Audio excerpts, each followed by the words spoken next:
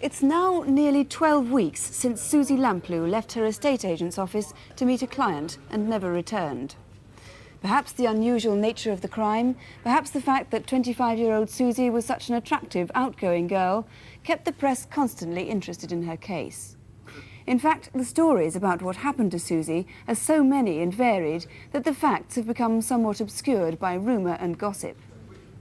The reconstruction you're about to see is based entirely on what is known, on police evidence and eyewitness reports.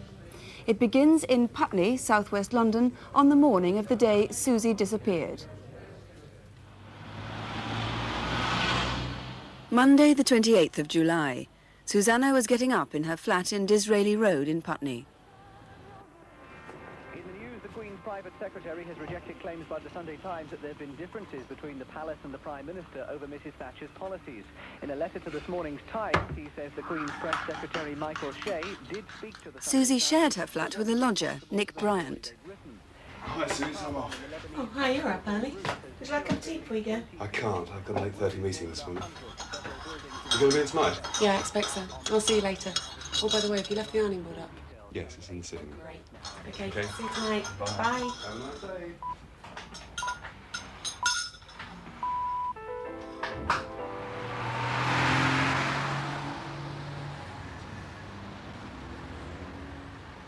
Just after 8:30, Suzy set off for work in her company car. It was only a 10-minute drive from home to her office in the Fulham Road.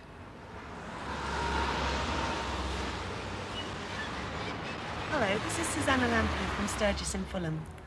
Did you receive our details that we sent through to you?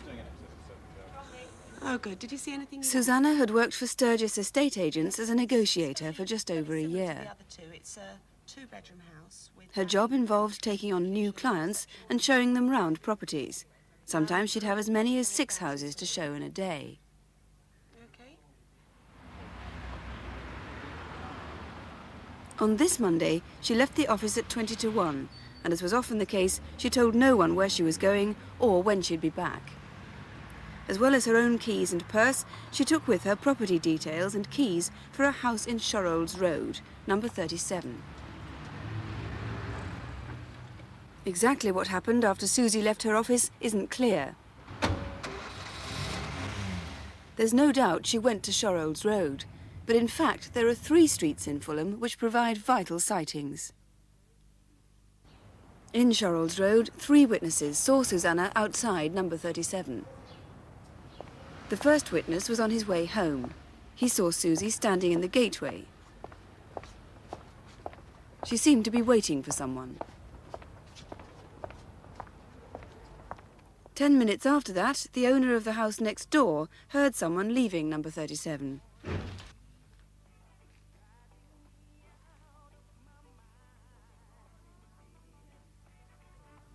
That brief glimpse led to this artist's impression. At about the same time, Nicholas Doyle was on his way to the nearby North End Road market.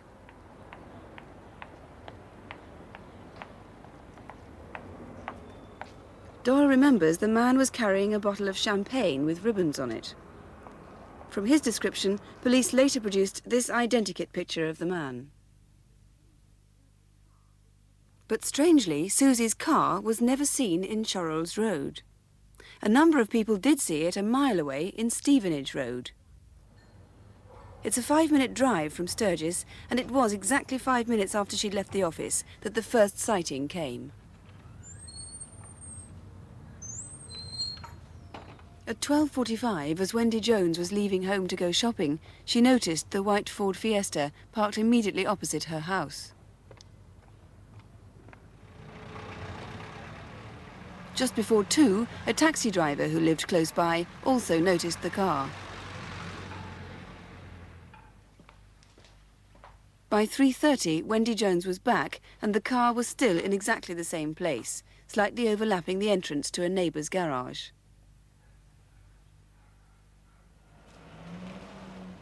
Then at 5:15, the garage owner, Richard Mann, saw it too.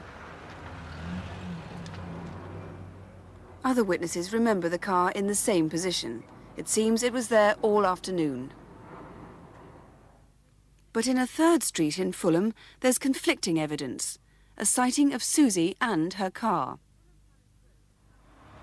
The Fulham Palace Road is about half a mile from Stevenage Road. At about 2:45, Barbara Whitfield, a friend of Susanna's, was cycling to a business appointment. She has no doubt she saw Suzy driving towards her. She waved, but Suzy was talking to her passenger and didn't see her. I'm sure it was Suzy, because I knew her very well. At the time, I was convinced it was her car as well, although it conceivably could be one that was just similar. They're quite common. I didn't get a chance to look at him because she was turned towards him. And anyway, I was concentrating on her rather than him. By 3:30 that afternoon, Sturgis manager Mark Gurdon and his staff were becoming concerned by Susanna's absence. In her desk diary, they noticed an appointment for 12:45.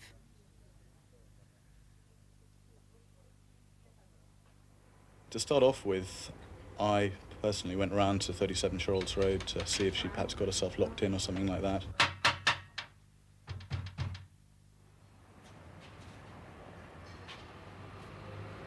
After there was no joy there, we phoned round between us, loaded the local hospitals to see if she'd been involved in an accident with her car or anything like that. We continued to do that actually for a few hours because obviously she could have gone to Putney or where she lived, so we checked with those hospitals. Finally, before actually officially reporting her missing to the police, we phoned her mother just to check to see if she'd gone home. She hadn't gone there, and obviously by that stage we were very concerned and phoned at about 5:30 to the police to report her officially missing. Be on the lookout for a white Ford Fiesta, registration mark B Bravo 396 G Golf A Alpha N November. It's concerned an abduction from... At 9 o'clock, police began a street search for Suzy's car. It was still parked in the same place in Stevenage Road. Fulham receiving. Go ahead. I found this white Ford Fiesta, B Bravo 396 Golf Alpha November in Stevenage Road. Can you inform the CID, please? The driver's door was unlocked and inside was her purse, but neither her own keys nor the keys to 37 Sherolds Road have yet been found. The driving seat was pushed back from Suzy's normal driving position. This picture was taken on Saturday night, just 2 days before she disappeared. Suzy Lamplugh has now been missing for 81 days. Well, Detective Superintendent Carter, one of the strangest things is that, as we can see from the map, she parked her car in Stevenage Road and yet she was going to an appointment in Sherolds Road. Why do you think that was? That is right. It takes exactly 5 minutes from where she parked her car on Stevenage Road to Sherolds Road. And we know that she arrived there, or the car was definitely seen at 12:45. What about the sighting of her, the third sighting at about 2:45 by a friend of hers in the Fulham Palace Road? How do you account for that? Well, Miss Whitfield is the only witness throughout this inquiry who actually knows. So, of course, her sighting has to be taken very seriously. It's a complete mystery. It was the last time she was seen alive, too. That is the last time, yes. What about the keys to 37 Sherolds Road and the property details? They've never been found, have they? No, when she left the company, she took keys to the property of number 37 on this distinctive yellow fob. We still haven't found that. So perhaps somebody might have seen that. Could we have your description again of the man that Mr. Doyle saw? I gather you're much happier with the description you got from him than perhaps the one that got more publicity of Mr. Kipper earlier on. Yes, we're looking for a type. I'm asking that people look for a type. He's aged 25 to 30. He has a dark complexion and we believe probably a broken nose. He has dark hair which is swept back and he was immaculately dressed in a charcoal dark suit. Do you think Suzy knew him? Well, the fact that the car was at Stevenage and Sherolds, she was seen later, indicates that she probably did know him, yes. Now, the other important thing is that a couple were seen arguing fiercely in that area, weren't they, by a man who hailed a taxi cab later on? Yes, between 2 and 2:30, a taxi was hailed by a man who has a full beard and moustache. And he told the taxi driver he'd just witnessed a couple having an argument. Now, I'm appealing to that man to come forward And of course, I would like to eliminate the couple who, in fact, were having the argument. He might have vital information, mightn't he? He could well have vital information, yes. Now, this case has had so much publicity, as I said earlier on. A lot of people have come forward to help. There's been a lot of rumour and gossip, really. What do you think that tonight's reconstruction might achieve that all this publicity hasn't so far? Well, it's nearly 12 weeks since Suzy disappeared. Now, I'm absolutely convinced that someone, somewhere out there, knows and can help us. And I do earnestly appeal for that person to come forward. We just need that one call. Mr. Carter, thank you very much. In 1986, a 25-year-old estate agent, Suzy Lamplugh, went missing after setting out to show a house to a potential buyer, a mysterious Mr. Kipper. The Lamplugh family have always believed Suzy had been murdered, and Suzy's mother, Diana, became a tireless campaigner against crime. Now the police have reopened the investigation and, as a result, new witnesses have come forward. With your help tonight, detectives hope to solve this once and for all. Woman estate agent goes missing. Police fear for her safety. Suzy was last seen alive yesterday lunchtime at this address. Well, we feel that she must have been abducted. The mudflats. The river police joined the search for Susanna Lamplugh. This is an artist's impression of the man Susanna was seen with. Mounted police and sniffer dogs were drafted in to aid the painstaking search. Precisely 1 week on, a young WPC retraced Suzy's last known movements. Today, 7 years later, the law will formally regard her as dead. For the parents of Suzy Lamplugh, it was a moment to cherish. News of a fresh investigation into the abduction and murder of their daughter nearly 14 years after she disappeared. As a mother, I feel perhaps much more than everybody else that I very, very much want to know what happened to her, how I could have helped her, how in a way I could almost hold her hand and feel the pain. This is the image of Suzy people will remember from 1986. In every photograph issued, her hair has been shown as dark. In fact, on the day she was abducted, she had a very different look. She'd had blonde highlights. Suzy was the only one in the family who had dark hair. And she used to look at all of us and say, I'm dowdy. And of course, she wasn't dowdy because she shone, but that wasn't enough for Suzy. She wanted to have sparkles in it. And it made her look much fairer, particularly because it was sunny at that time. We also now know that Suzy wore a hat on the day she disappeared, hugely significant because it would have made her quite conspicuous. Suzy loved wearing hats, and that's why we always have a hat stand in the front of our house. And actually, we've still got one of her hats on it. This is Fulham in West London, where Suzy worked and from where she disappeared. On a Monday lunchtime, almost exactly 14 years ago, she set off in a white Ford Fiesta for her appointment in Shorrolds Road with Mr. Kipper. This lunchtime, Fergie and Andy fans. Several people noticed Suzy outside the house in Shorrolds Road. And a next-door neighbour saw her with a man.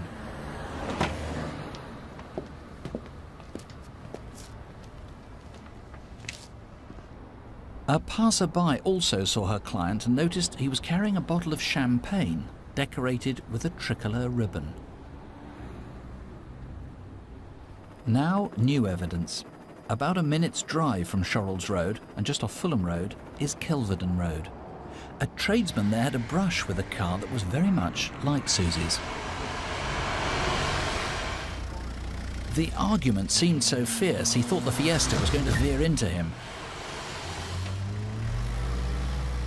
The near miss startled the driver, and he watched as the Fiesta indicated right, as though it was about to turn down Fulham Road in the direction of Fulham Palace Road. That near miss happened here, close to Fulham Broadway. Just the other side of Fulham Palace Road, sometime that Monday lunchtime, Suzy's car was seen parked up near Fulham Football Club in Stevenage Road. A passer-by may actually have seen Suzy and possibly her client. It was about lunchtime. I looked over the road and saw a man and a woman walking along the opposite side of Stevenage Road. They were walking away from Fulham Football Club, and I noticed them because they were both smartly dressed and the woman was wearing a hat. I thought there might be a wedding somewhere. Suzy's hat was later discovered in her car. Maybe she'd been showing Mr. Kipper other houses in the district. A few minutes later, I saw the woman on her own in the front garden on Langthorne Street. I couldn't see the man at the time, but it was definitely the same woman. Close to nearby Craven Cottage football ground, a man who'd been waiting for a taxi had seen a couple squabbling, and it must have been quite a row, for he mentioned it to the cabbie. He said that there's a couple having some sort of argument, some kind of raised voices, and he felt that whilst he was standing there outside, it rather looked like he was being nosy and earwigging in on their arguments. He had a shaggy beard with black curly greying hair, about 40 years old. He kind of resembled what James Galway looked like back then. And I dropped him off in North End Road, and that was the last I saw of him. If that could have been you, and you'd now be in your 50s or 60s, please call right away. A few yards away, again in Stevenage Road, something quite disturbing now took place. Well, it was a very hot day, and there was lots of mums about with prams. I was out running in the Bishop's Park, and I came out of the park to be met by a BMW which tore across the road, come to a halt with somebody with their hand on the hooter, pressing it for a very long time.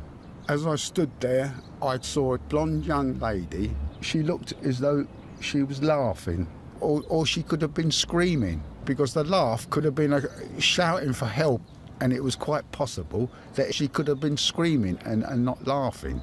What worried me, you know, how could she drive with what was going on? It never occurred to me that it was a left-hand drive car.